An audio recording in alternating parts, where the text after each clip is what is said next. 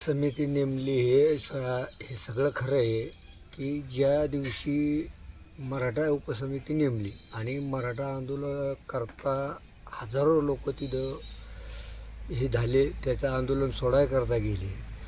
तर हे जर सरकार एका जातीला एक पद्धतीचं वागत असेल आणि एका जातीला एक वागत असेल, आमच्या पण लेकराबाळाच्या भवित्याकरता माझं तरी आज स्वतःचा निर्णय आहे किंवा जर सरकार असं वागत असेल आणि जर समजा ओबीसीची दखल घेत नसेल तर शेवट हे माझे पण ओबीसीचे लेकरबाळं गरिबाचे हातावरले. याच्याकरता जर सरकारने दखल घेतली आज उद्या तर मी आत्मदहन करणार. याच्यापेक्षा काही शिल्लक नाही. आता दुसरा कोणी असला एखादा काही झालं तरी मला माझ्या लेकराबाळाची काळजी आहे. माझ्या लेकराबाळाकरता मी लढतो आहे.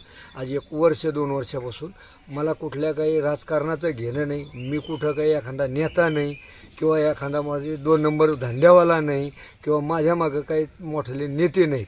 पण मी माझ्या एक सामान्य जनतेकरता, एक गरिबाच्या लेकराकरता लढतो आहे. आणि याच्याकरता जर दखल सरकारला नसेल घ्यायची तर मी आज उद्या 2 दिवसामध्ये मी काय करीन हे काही सांगू शकत नाही, कारण नंतर सरकारला पस्तावा होऊ नये या गोष्टीचा.